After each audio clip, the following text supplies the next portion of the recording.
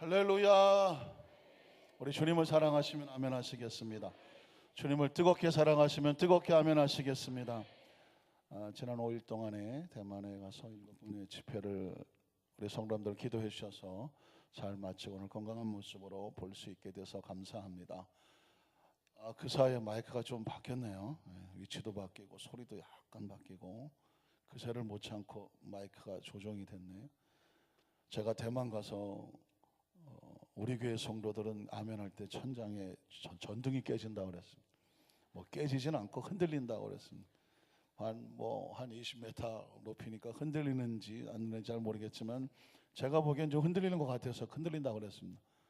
그랬더니 대만에서 성도들이 얼마나 아멘 소리 했는지 진짜 깨질 뻔했습니다. 물론 안 깨졌으니까 다행하지만 여러분 아멘의 고백이 왜 중요하냐? 하나님을 향한 우리의 마음이 주님 앞에 고백되는 것이거든요. 우리 한 번 더 기회를 드립니다. 우리 주님을 사랑하시면 아멘 하시겠습니다. 두 개가 흔들렸습니다. 뜨겁게 사랑하시면 뜨겁게 아멘 하시겠습니다. 할렐루야. 아멘 소리가 커서 제가 중국말을 하나 가르쳐 드려야지. 옆에 분에게 이렇게 한번 고백해 보세요. 예수 아이니. 예수를 아냐가 물어보는 것이 아니라 예수님은 당신을 사랑하십니다. 그런 뜻입니다. 한 번 더 따라 하실까요? 예수 아이니. 예수는 같이 예수님이라고 하더라고요. 영어로는 Jesus 그러는데 중국말은 예수가 똑같아요. 우리랑 똑같이 예수로 하고 다만 아이니라는 것은 사랑한다. 당신을 사랑한다. 그런 의미입니다. 그러니까 예수님이 당신을 사랑하십니다. 그런 뜻이죠. 할렐루야 하면은 어떨까요? 똑같아요. 할렐루야 그러니까 아멘 하시더라고요. 놀라운 것은 대만을 제가 처음 가서 물론 여러 번 가봤지만 조 목사님 성회를 따라갔지 제가 집회를 한 적은 없었어요.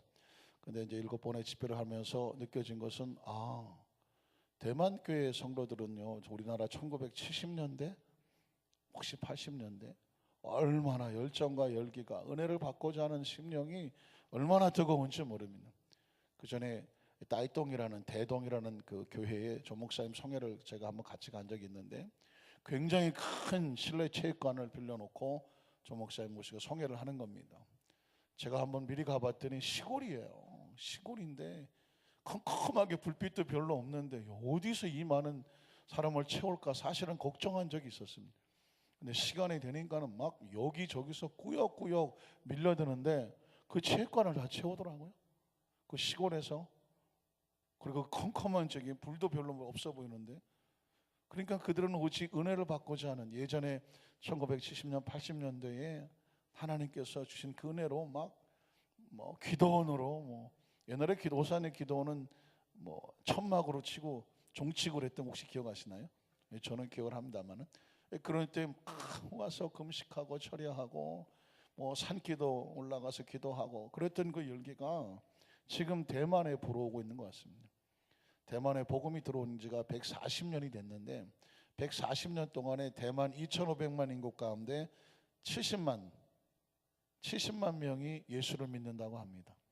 그런데 최근에 10년 동안에 대만에 성령의 역사가 부흥의 역사가 나타나서 지난 140년 동안 부흥한 것보다 지난 10년 동안 부흥한 숫자가 똑같아요.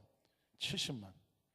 지금 대만에 2,500만 성도 가운데 국민 가운데 140만 명이 크리스찬인데 그 중에 70만 명은 최근에 10년 사이에 여기저기 교회가 개척이 되고 또 교회가 부흥이 되고 또 많은 사람들이 하나님 앞으로 돌아오면서 부흥의 역사가 나옵니다. 그들의 간절한 소원이 뭔지 아십니까? 한국에 내리는 성령의 역사가 대만에 임하게 하여 주시옵소서.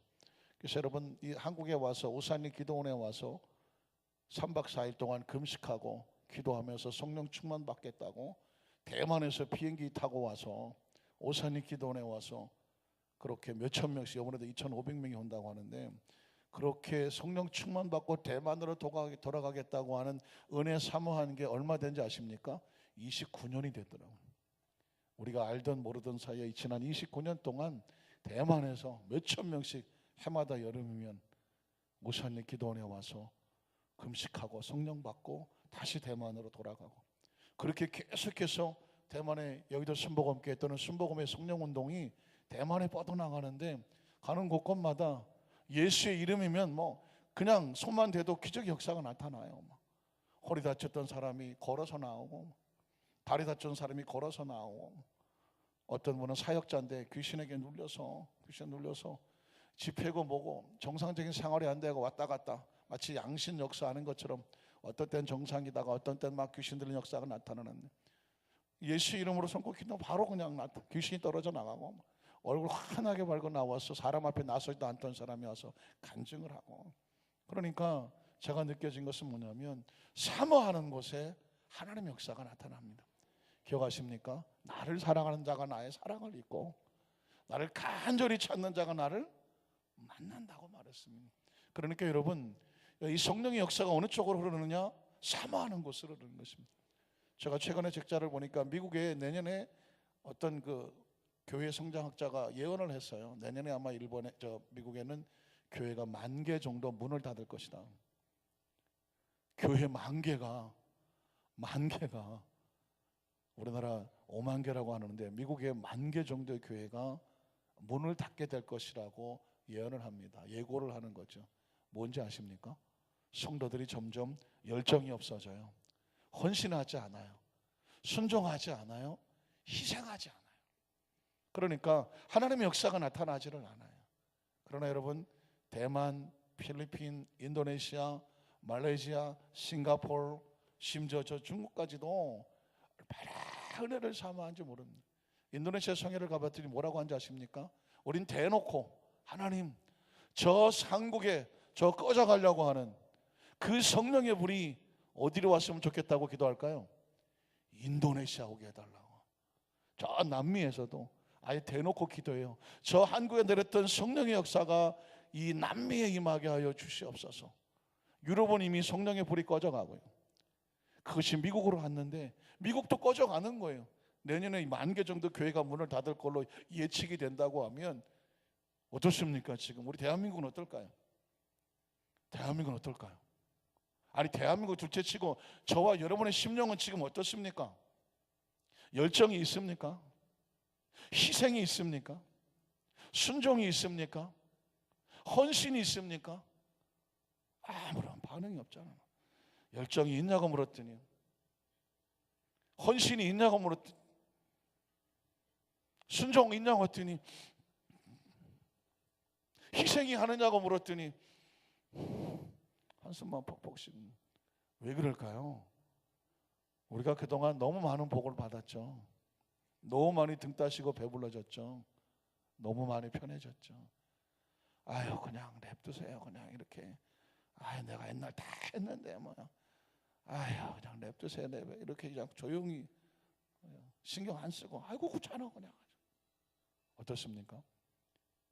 우리가 좀 더 졸자, 좀 더 편하지 않은 사이에 성령의 역사는 다른 나라로 가버립니다. 저는 이렇게 해외 성회를 할 때마다 얼마나 많은 도전을 받고 그냥 준비하고 무장하고 더 마음에 간절함을 가지고 돌아오게 돼요. 어떻습니까?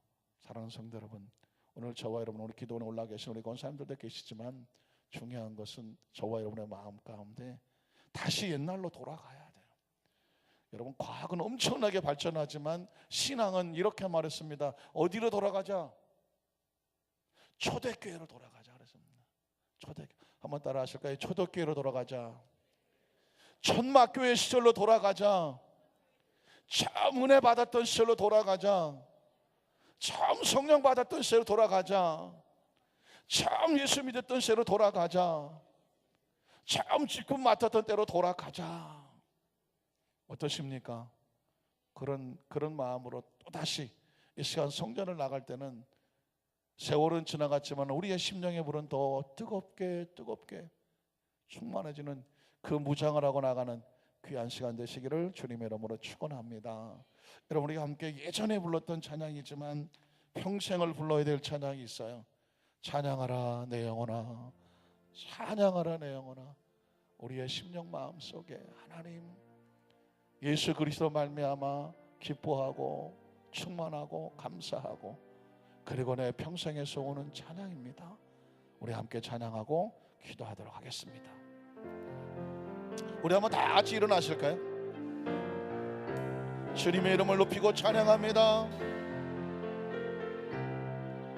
찬양하라 내 영혼아, 찬양하라 내 영혼, 찬양하라, 찬양하라 내 영혼, 찬양하라. 내 속에 있는 것들아 다 찬양, 찬양하라 내 영혼아, 찬양하라 내 영혼아,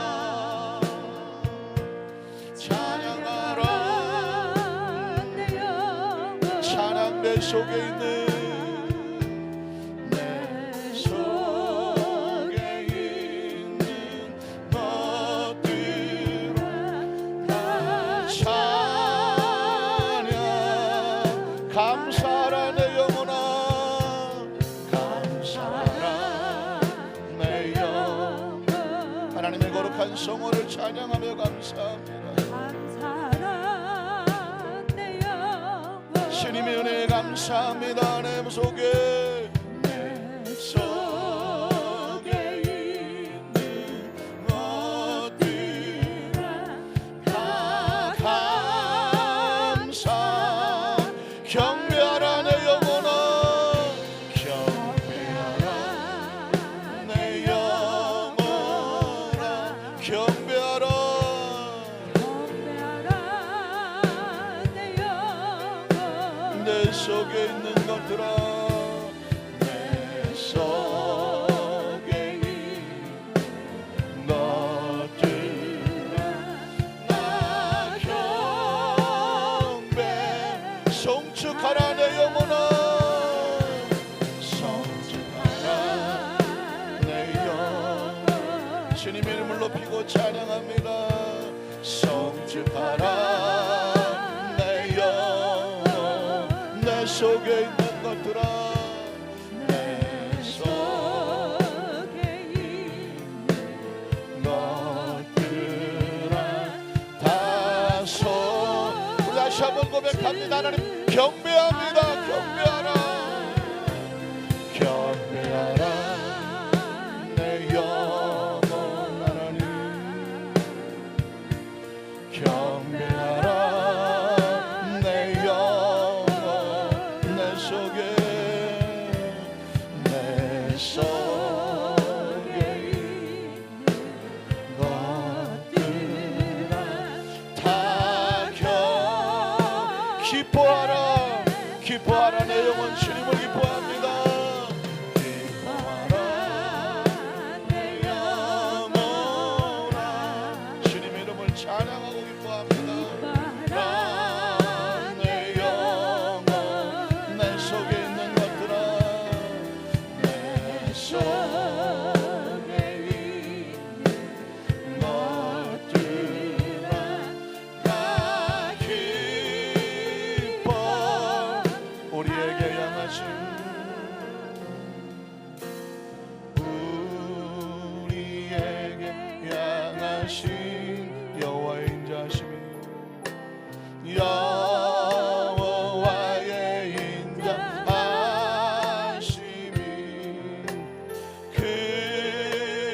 크고 크도다,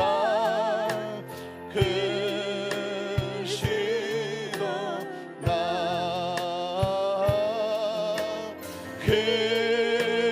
크고 크도다, 크시도, 우리에게 향하신, 우리에게 향하신 여호와의 진실하심이, 여호와의 진실한 영원, 영원, 영원, 영원하시도다,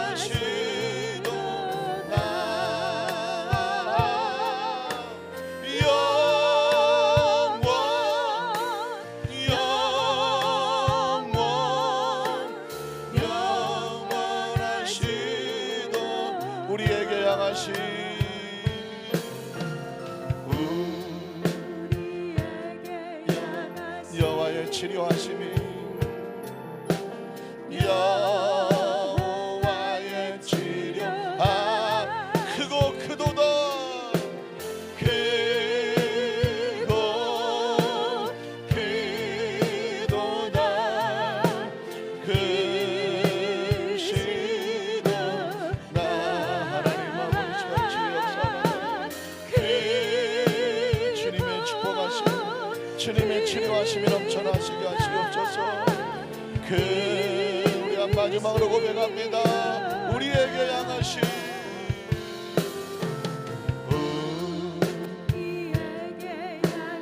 여호와의 축복하심이 여호와의 축복하 영원 영원 영원 영원 영원하시도다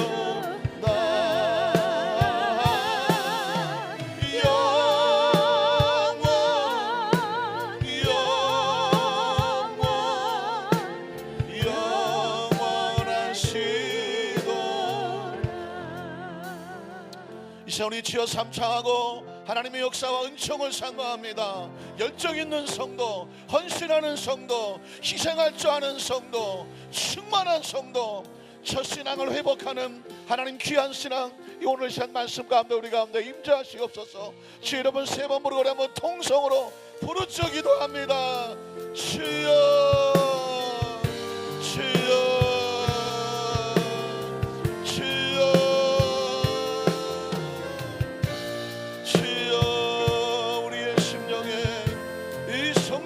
꺼지지 아니하도록 기도의 불이 꺼지지 아니하도록 열정의 불이 꺼지지 아니하도록 헌신의 불이 꺼지지 아니하도록 희생과 순종의 마음이 꺼지지 아니하도록 그 첫사랑의 처음 신앙의 그 첫 마음에 회복이 있게 하여 주시옵소서. 충만함이 있게 하여 주시옵소서. 주여 우리의 마음의 생각에 의식에 사고에 하나님의 마음 하나님의 사랑 하나님의 은총 세상의 풍조는 나날이 가라지고 세상은 점점 싸늘하고 식어져도 우리 여자 순복 안산교회 성도들의 마음은 더 뜨거워지고 더 충만해지고 더 설레어지고 더 사모하고 더 간절하고 매 순간이 하나님의 나라의 마지막 순간인 것처럼 날마다 천국을 사모하고 사모하는 심정인 것처럼 우리 안산교회 성도들 마음이 뜨거워지게 하시옵소서. 설레어지게 하시옵소서. 하나님 우리 모든 성도들의 마음을 충만하게 하여 주셔서 나이에 상관없이 처지에 상관없이 하나님의 마음으로 주님을 찬양하는 마음으로 주님 앞에 헌신하는 마음으로 이 시간 특별히 주님의 생명의 능력이 충만하도록 이 시간 주장하시고 운행하여 주시옵소서. 우리에게 향하신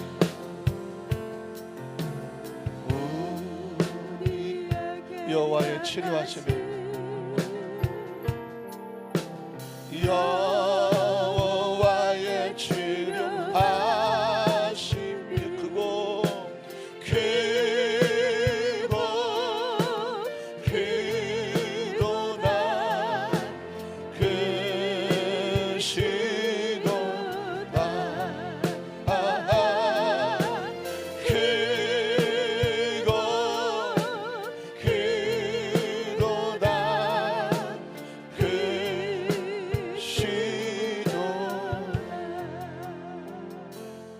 하나님 아버지 감사합니다. 하나님 앞에 나와 있는 시간이 얼마나 귀합니까? 하나님 이름을 부를 수 있는 이 시간이 얼마나 소중합니까? 예배하는 이 시간, 하나님을 만나는 이 시간, 하나님을 경배하는 이 시간, 하나님의 이름을 송축하는 이 시간, 하나님 앞에 나와서 세상과 구별된 이 시간, 온 마음과 정신을 향하여 예배하고 우리의 심령을 토로하고 주님 앞에 고백하는 이 시간, 우리 생애 최고의 시간인 것을 항상 기억하며 예배의 목숨을 걸고 예배의 가치와 목적을 걸고 예배의 생명을 거는 우리 안산교회 성도들 되게 하셔서 감사합니다. 이 시간 하나님의 성령님을 환영하고 인정하고 모셔드립니다. 바람같이 물같이 생수같이 운행하여 주셔서 거칠은 광야 같은 이 세상에서 성령의 기름 부음과 능력을 가지고 하나님 나라 가는 그 순간까지 거룩하고 성결하며 주님 나라의 열정과 헌신과 희생과 봉사의 이 간절한 뜨거운 사명을 가지고 절대로 식지 아니하며 절대로 꺼지지 아니하는 성령의 불을 가지고 사명 감당하는 축복의 통로들, 그리고 우리 교회 모든 재직들 성도들 주의 종들 되게 하여 주시옵소서. 오늘도 말씀을 우리 가운데 임재하시옵소서. 충만하게 하시옵소서. 심령의 도전을 주시옵소서. 깨우쳐 주시옵소서. 영혼을 열어 주시옵소서. 영의 귀가 열리게 하시옵소서. 말씀이 우리 가운데에 레마가 되게 하여 주시옵소서. 이 시간도 기도 성산에서 하나님 금식하고 또 금식하는 마음으로 귀한 성에 참석한 우리 모든 권사님들을 축복하여 주시옵시고 한 사람도 빠짐없이 성령의 불받고 내려오는 역사가 임하게 도와주시옵시고 이 시간에는 직장에서 사업장에서 삶의 현장 속에서 마음으로 참여하고는 모든 하나님 우리 안산교회 성도들에게 성령께서 은혜와 은총으로 복을 내려 주시옵소서. 예수님 이름으로 간절히 축복하고 기도드리옵나이다. 아멘. 하나님이 당신을 사랑하십니다. 우리 인사하며 앉으시겠습니다. 할렐루야. 오늘 입술로 한번 고백할게요. 오늘도 기적은 일어납니다. 예수 이름으로 치료의 역사가 나타납니다. 예수 이름으로 응답의 역사가 나타납니다. 예수님 안에서 비전이 생깁니다. 꿈이 생겨납니다. 새로운 역사가 나타납니다. 예수님 우리를 사랑하십니다. 예수님이 우리의 길입니다. 예수님 우리의 진리입니다. 예수님 우리의 생명입니다. 예수님은 천국에서 우리의 집을 예비하고 계십니다. 주님 다시 오십니다. 주님 우리를 천국으로 인도하실 것입니다. 우린 천국에서 예수님과 함께 영원히 삽니다. 할렐루야. 이 소망이 있는 사람은 눈이 동글동글하고 빛이 반짝반짝합니다. 우리 안산교회 성도들 눈빛이 날마다 살아서 번쩍번쩍하고 늘 초점이 주님과 마주치시기를 주님의 이름으로 축원합니다. 한번 따라 하실까요? 절대 진리가 되시는 예수 그리스도, 절대 진리가 되시는 예수 그리스도, 이런 제목으로 함께 말씀 은혜를 나누기를 원합니다. 여러분 혹시 노벨이라고 하는 사람을 기억하십니까? 노벨하면 뭐가 떠오를까요? 노벨 평화상. 그러면서 조금 노벨의 생애를 아는 사람은 다이너마이트가 생각이 날 것입니다. 왜냐하면 다이너마이트를 발견한 사람, 발명한 사람이 바로 노벨입니다. 2차 대전 전쟁 중에 다이너마이트, 막대기 같은 거, 어떤 분은 또 소세지처럼 보일지도 모르겠는데 거기다 불을 붙여서 집어 던져서 폭약이 터지게 되면 어마어마한 폭발력을 가져옵니다. 그것 때문에 얼마나 많은 사람들이 죽었는지 모릅니다. 노벨은 그것 때문에 돈을 많이 벌었습니다. 많은 생명이 죽어가는데 그것 때문에 노벨은 다이너마이트가 팔릴 때마다 엄청난 돈을 가졌습니다. 그런데 어느 날 노벨의 동생이 세상을 떠났습니다. 그런데 신문사에서 착각을 해서 그 유명한 노벨이 죽었다고 신문에다 대서특필을 했습니다. 많은 사람들은 노벨의 죽음을 어떻게 생각했을까요? 노벨이 아침에 깨보니까 자기가 죽었다고 신문에 나온 거예요. 얼마나 황당했을까요? 그런데 사람들이 노벨이 죽었는데 안타까워하지를 않아요. 다들 뭐라고 말하냐면 아유, 그 많은 사람을 죽이는 폭약을 개발하고 그 폭약 때문에 돈 벌더니 쌤통이다. 아유, 저런 건 빨리 죽어야 돼. 사람들이 잘 죽었다고. 아무도 아쉬워하지를 않아요. 여러분 어떻습니까? 저와 여러분이 어느 날 죽었다고 신문에 났어요. 신문에 날 만한 인물들은 아니겠지만 어쨌든 났다니까. 그런데 사람들이 저와 여러분이 죽었다는 신문을 보고 아이고 쌤통이네, 그럼 어떻게 될까요? 죽고 싶을 것 같아요. 아이 죽어버리자 그럴 것 같아요. 사람은 사람이요, 삶을 살아서 마지막 삶을 마쳤을 때 사람들이 그의 죽음을 보고 뭐 해야 돼요?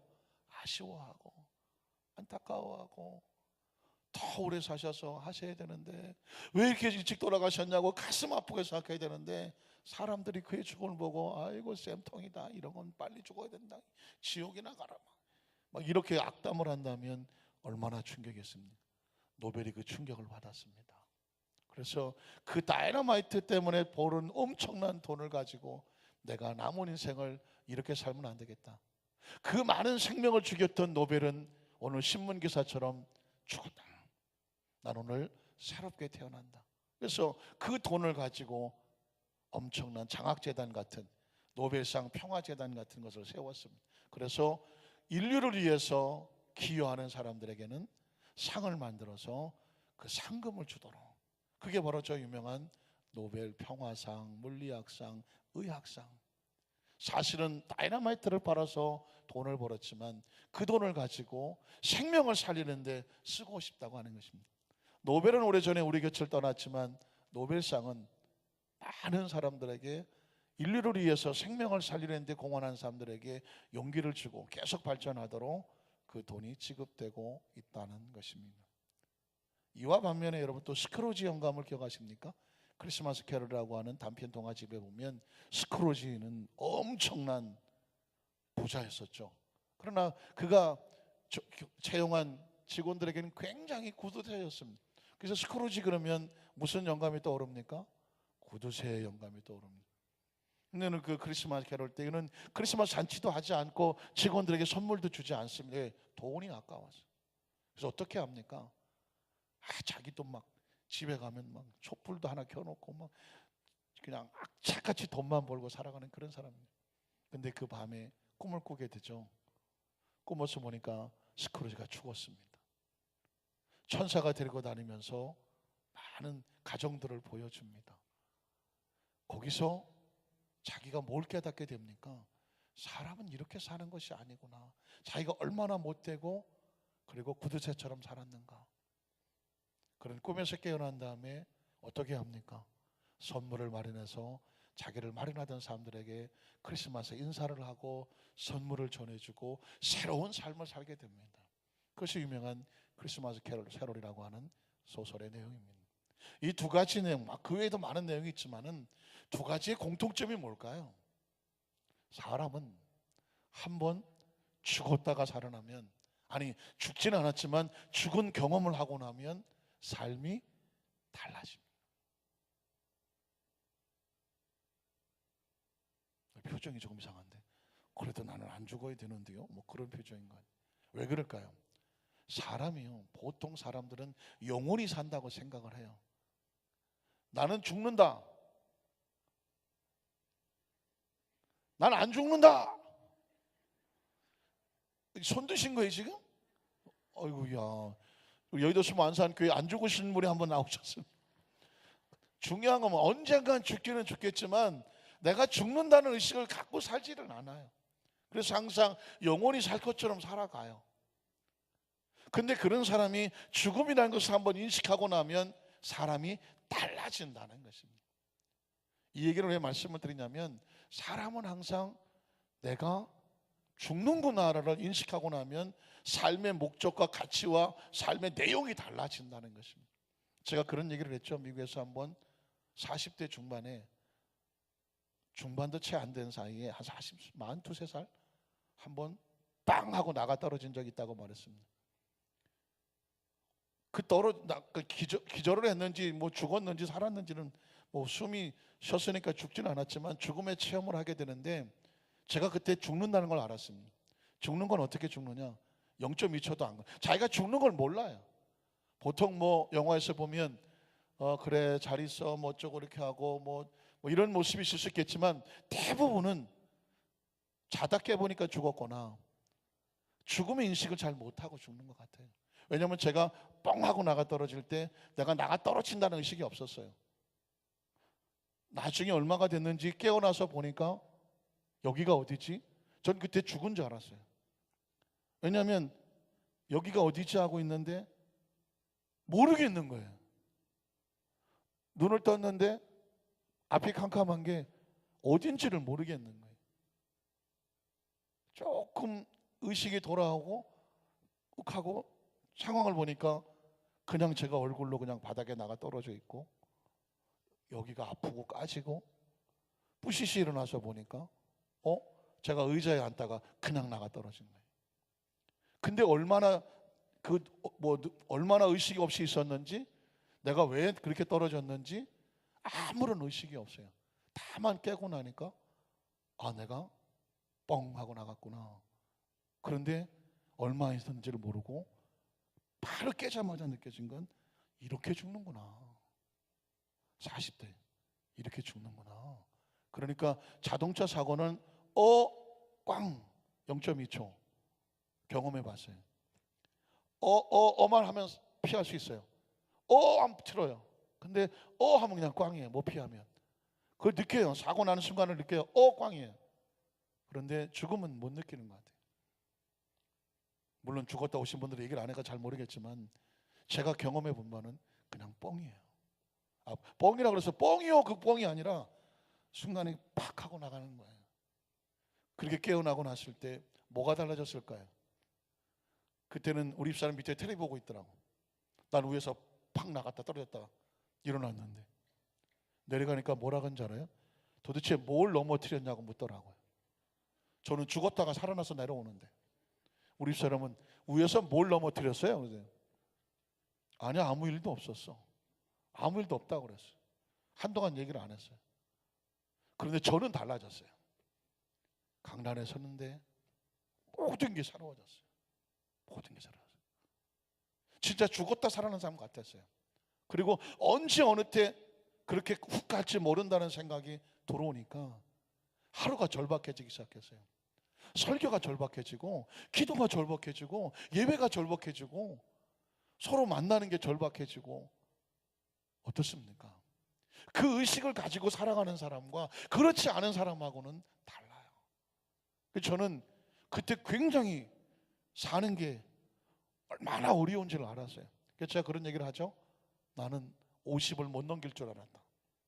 왜냐하면 40대 42살 3살에 나가 떨어져 보니까 하루하루 사는 게 얼마나 이게 중요한지를 깨달았어요. 50을 넘긴 사람들 보면 난 정말 존경스러웠어요. 이 세상에서 가장 무서운 사람이 뭔지 아십니까? 80, 90, 100살까지 버티고 사시는 분들이. 무슨 대단한 일을 하신 분이 아니라 사는 게 제일 힘들어. 왜? 훅 하고 나가 떨어져 보니까요, 사는 게 제일 힘든 거예요. 여러분 90 이렇게 되신 분들이 그냥 대충 그렇게 사신 게 아니라니까요. 이 어마어마한 세상에서 살아남으신 거예요. 그래서 저는 연세 드신 분들이 얼마나 존경스러운지 몰라요. 나이 헛먹었다? 어림도 없는 소리요. 그렇게 나이 되기까지 얼마나 버텼으면요 살아남아 계시냐고. 그 안에 가시는 분도 많은데 제가 왜 이런 말씀을 드리냐면 하루하루의 생명과 시간은 엄청난 중요한 거고 그 생명 하루를 살게 하기 위해서 하나님께서는 절대로 무의미하게 살려놓지는 않아요. 그래서 제가 모르겠어요. 저는 다른 목사님들하고 제가 잘 모르겠지만 강단에 서면 절박할 수밖에 없고 그래서 제가 절박하다는 표현을 절박하게 쓰는 거예요. 목소리가 클 수밖에 없고 절절할 수밖에 없는 이유가 뭔지 아십니까? 우리가 살아 숨쉬는 이 그 짧은 찰나 하나도 아주 시간 하나도 이건 하나님의 은혜가 아니면 절대로 살아 있을 수가 없어요. 한번 따라하실 거예요. 하나님의 은혜가 아니면 살아 있을 수가 없고 하나님의 은혜가 아니면 예수를 믿을 수도 없고 하나님의 은혜가 아니면 이 자리에 나와 있을 수도 없고 하나님의 은혜가 아니면 교회 직분을 맡을 수도 없고 하나님의 은혜가 아니면 영혼을 사랑하는 마음이 있을 수도 없고 하나님의 은혜가 아니면 봉사를 할 수도 없어요. 혹시 여러분 전도하시고 봉사하고 하시다가 아이고 힘들고 내가 어쩌려고 일을 해갖고 혹시 그런 마음이 투덜투덜 나오십니까? 그것도 하나님의 은혜가 있으니까 봉사도 하는 거예요. 어떤 사람은 봉사하고 싶어도 안 돼. 봉사는 아무나 하나 안 된다니까요. 예배 아무나 드리나 어림도 없어요. 제가 그전에 의정부에서 개척교회 전도사를 한 적이 있어요. 어린아이들 성가대 지휘하고 학생들 맡고 막 그랬는데, 주일 오후가 됐는데 빈 성전인데 들어와 보니까 뒤에서 했던 사람이 펑펑 남자가 울고 있어. 그래서 야, 이 사람 누군가 처음 보는 사람인데, 그랬더니 가보니까 막 술 냄새가 그냥 완전히 떡이 됐어. 순간 당황이 되지 않습니까? 그 조그만 성전에 술이 잔뜩 취한 게 남자가 앉아서 험상궂게 생긴 사람이 펑펑 울고 앉아 있으니까 이걸 옆에 가서 말을 해야 되나 말아야 되나, 21살 막 이럴 때인데 이제 가서 물었죠.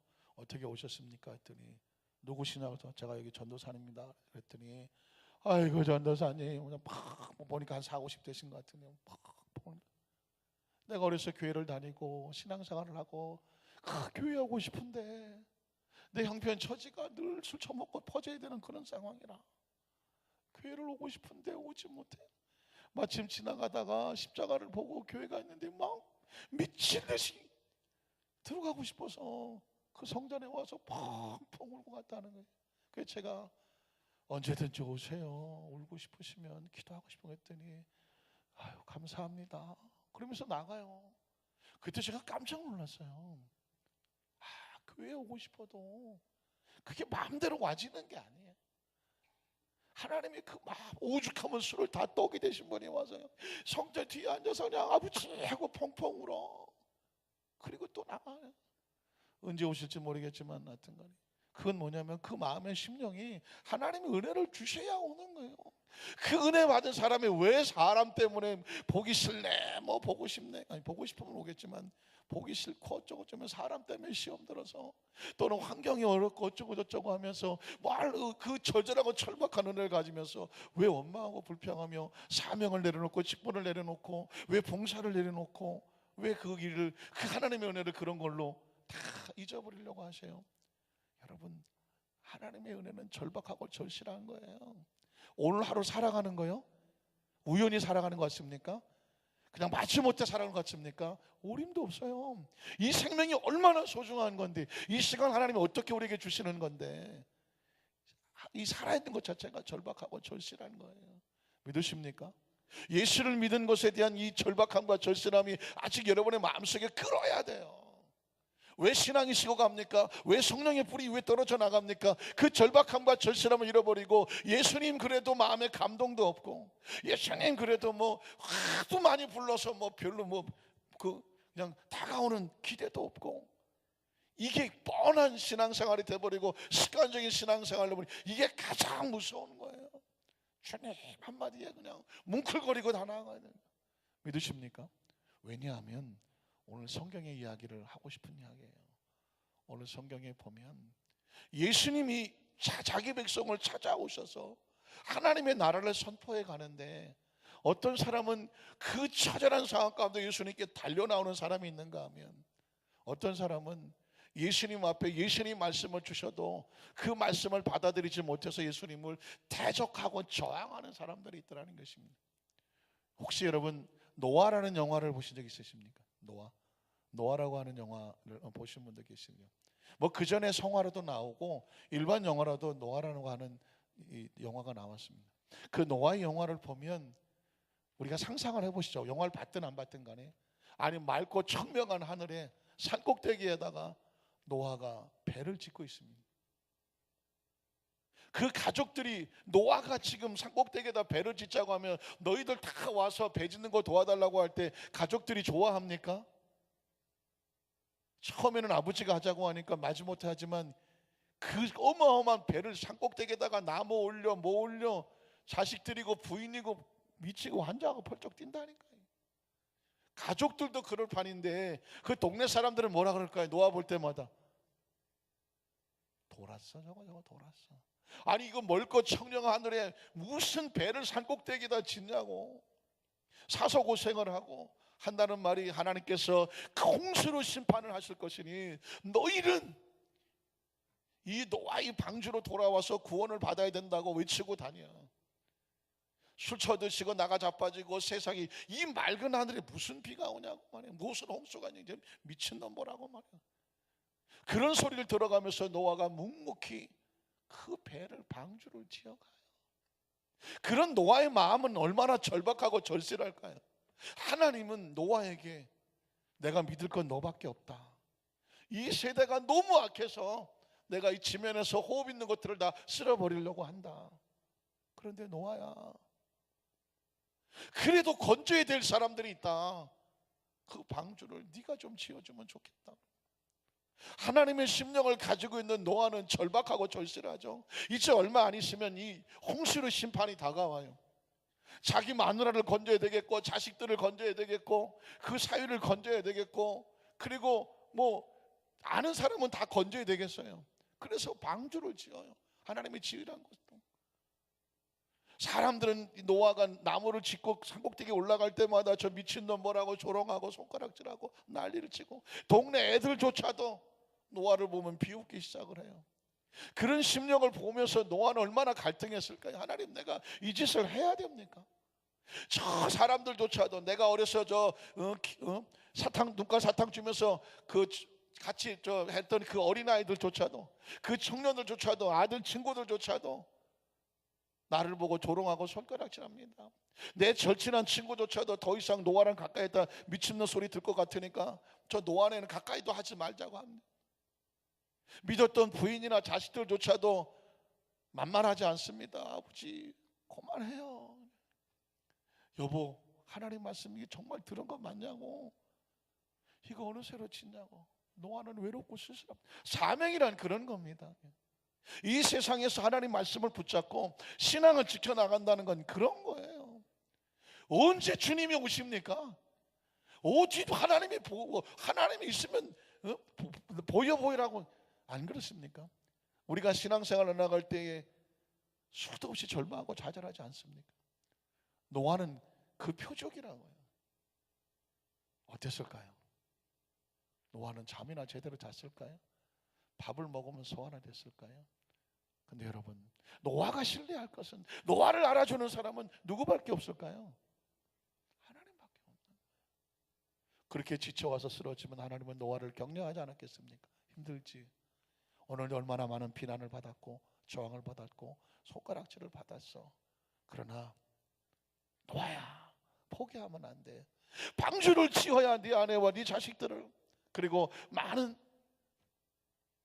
동물들을, 내가 원하는 동물, 새로운 세대가, 새로운 생명의 체계가 출발하기 위해서 네가 이 짐을 포기하면 안 돼. 노아는 하나님을 만나면 힘을 얻고 또 다시 세상을 가면 저항을 받고, 그러나 결국 아시는 것처럼 하나님은 말씀대로 세상을 홍수로 심판하셨고, 노아는 사랑하는 아내와 자녀들을 그 배에 싣고, 그리고 40일 지난 다음에 새로운 노아의 자녀들이 새로운 세대를 열게 됩니다. 그건 우리에게 굉장한 도전을 주고 있죠. 노아는 이 땅에 신앙생활하는 크리스찬들의 모습과 같아요. 그리고 그 노아는 바로 예수 그리스도를 상징하고 예표합니다. 노아가 방주에게 구원을 선포했다면 예수님은 이 땅에 오셔서 외로운 싸움을 하시는 것입니다. 이건 방주는 눈에라도 보이죠. 하나님의 나라는 눈에 보이지가 않아요. 그런데 예수님께서 말씀하신 것입니다. 회개하라, 천국이 다가왔다고 말하는 것입니다. 하나님의 나라가 있다고 말하는 것입니다. 그리고 그들이 믿고 있는 모세 율법과 그런 계시신앙, 어떤 행위적인 신앙이 옳지 않다라고 그들을 핍박하는 것입니다. 예수님은 그들에게 새로운 가르침을 선포하고 있는 것입니다. 노아 시대에 노아를 조롱하던 사람처럼 예수님의 시대도 예수님을 조롱하기 시작합니다.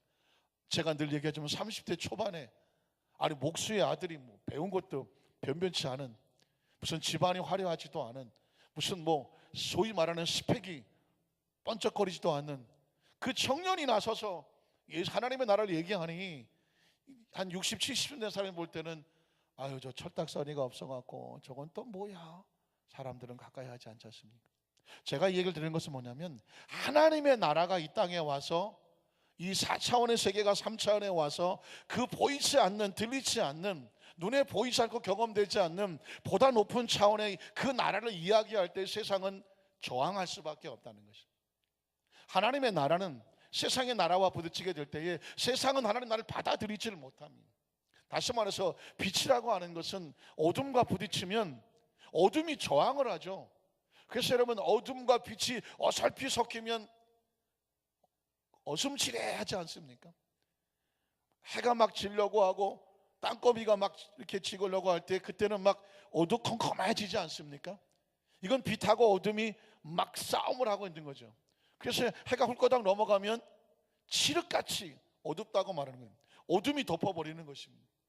그러나 새벽에 동이 트기 시작하면 다시 저쪽에서 빛이 올라오기 시작하지 않습니까?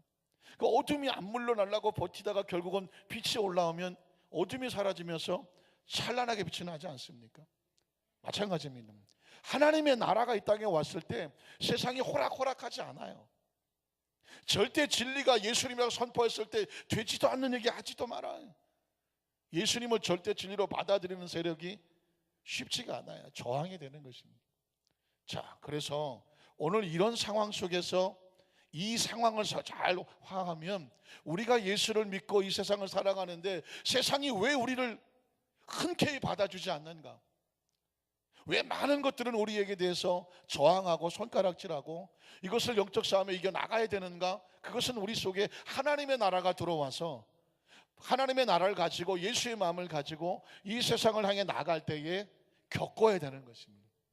예수님께서 친히 겪으시면서 우리에게 그것을 보여주십니다. 노아가 겪었고 믿음의 선배들이 겪었고 예수님이 겪었고 예수님의 제자들이 겪었고 수천 년 동안에 복음을 전하는 사명자들이 겪었고 그러나 그들이 포기하지 않았고 복음이 저와 여러분까지 여기까지 와 있는 것이고 살아 숨쉬는 동안에 우리는 바로 이것을 겪으면서 우리도 밀고 나가야 되는 것입니다.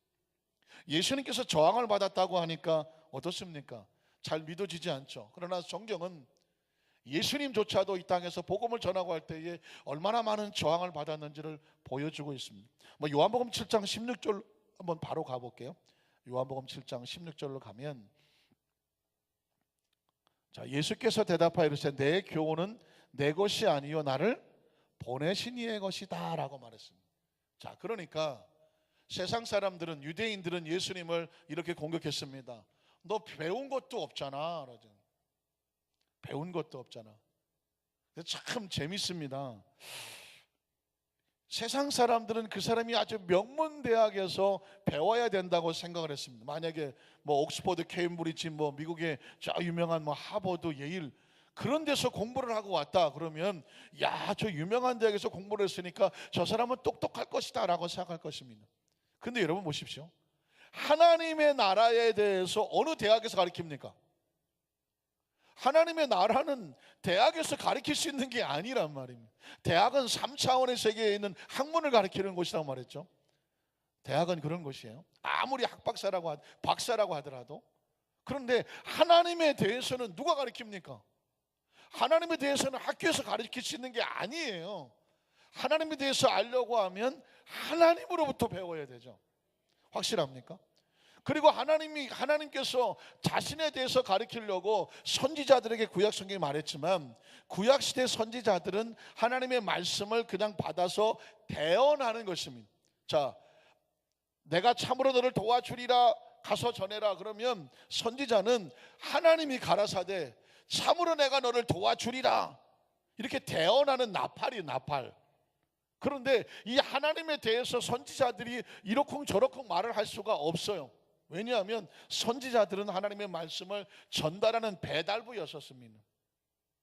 그러나 이 하나님에 대해서 말씀을 하려고 하면 배달부 가지고는 안 돼요. 하나님이 직접 오셔야 되죠. 그래서 성경은 우리가 도무지 알아들 수 없지만 하나님이 이 세상에 오셨어. 그래서 하나님의 아들 예수 그리스도를 뭐라고 말하냐면 하나님이라고 믿는 것입니다. 그래서 많은 학자들도 예수님을 하나님이 보내신 선지자로는 내가 믿겠지만 어떻게 눈에 보이는 사람이 하나님이 될 수 있느냐라고 예수를 믿지 않는 이유가 거기에 있어요.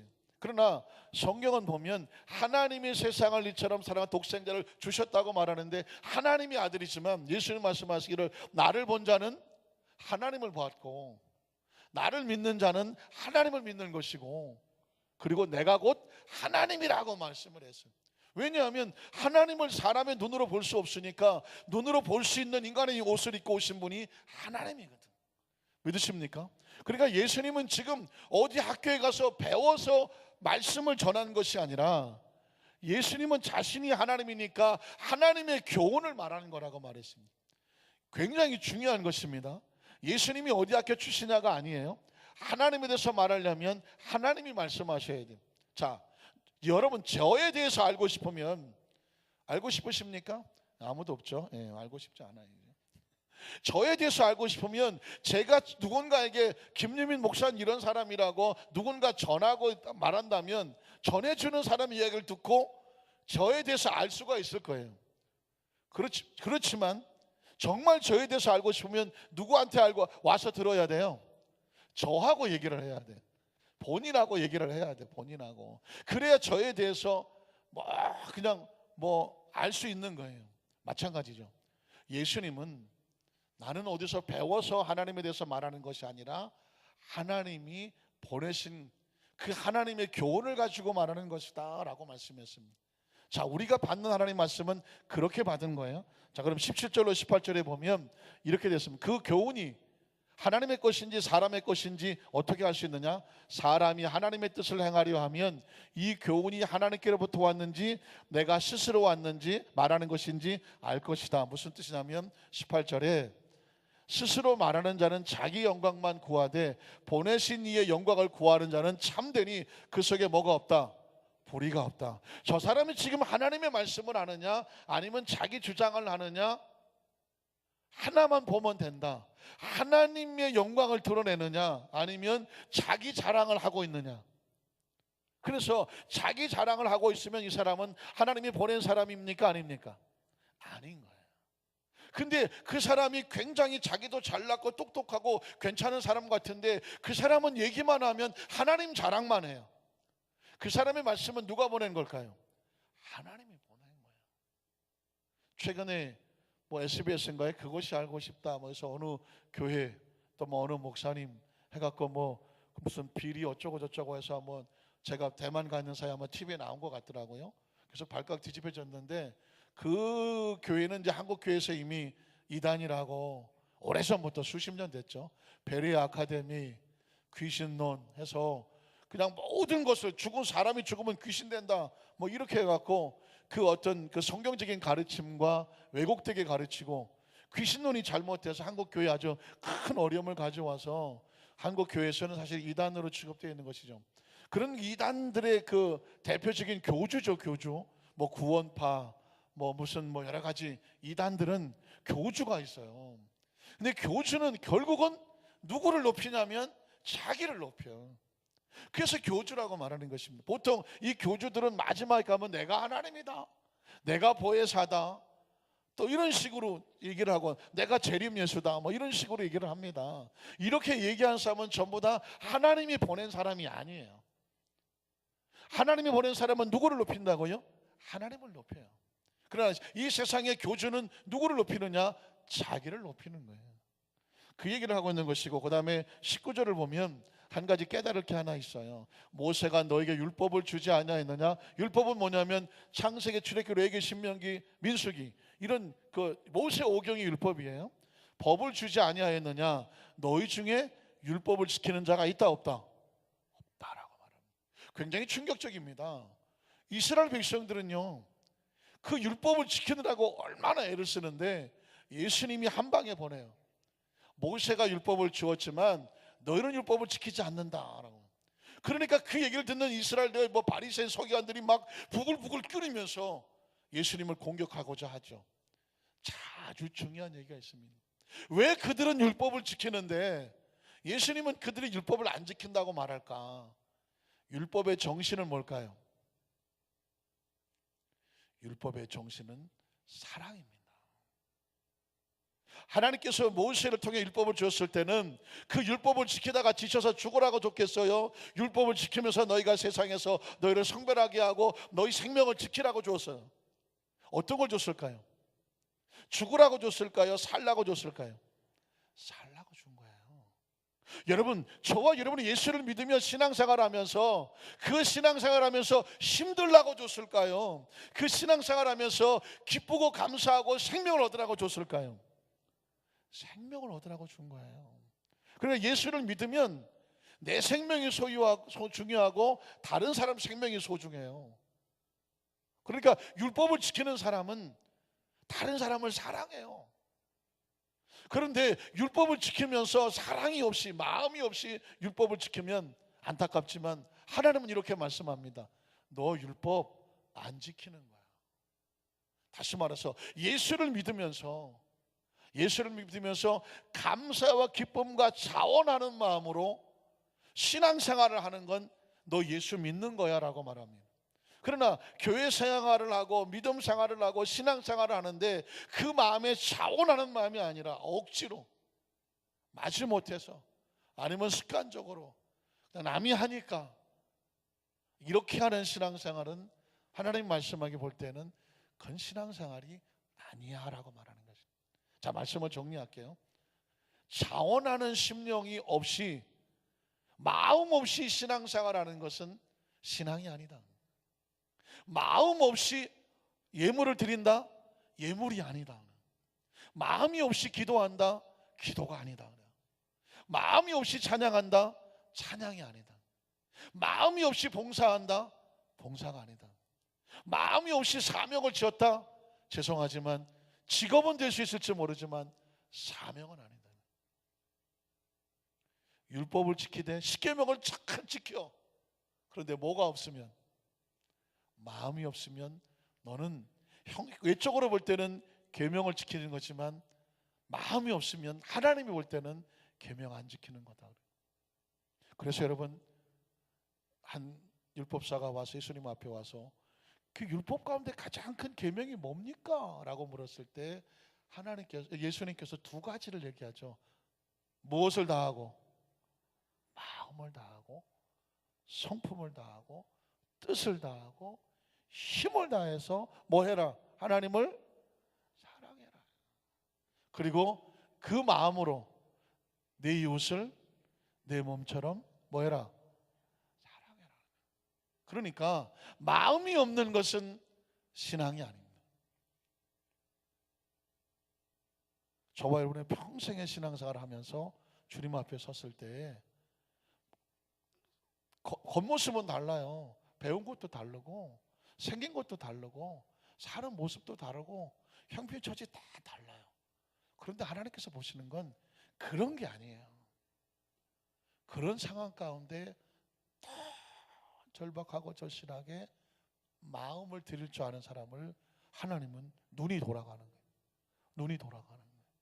부자가 지갑을 꺼내서 하나님 나 이거 드립니다 라고 하는 그 예물과 한 과부가 그 생활비를 털어서 저 하나님 이게 하나님께 드려질 마음입니다라고 아주 남모르게 조심스럽게 드려질 때 예수님 뭐라고 말씀하셨냐면 누가 진정한 예물을 드리고 있느냐라고 말했을 때 그 예물의 양이 아니잖아요. 뭐였나요? 마음이었어요. 그런데 우리 눈은 자꾸 숫자에, 우리 눈은 자꾸 화려한 것에, 우리 눈은 아주 사람이 보기 좋은 것에 자꾸 뺏겨요. 귀도 그렇고요, 생각도 그래요, 계산도 그래요, 뇌도 그래요. 그런데 하나님은 우리에게 뭘 달라고 말해요? 마음이면 돼요. 마음은 저와 여러분이 다 있잖아요. 해볼 만한 게임 아닙니까?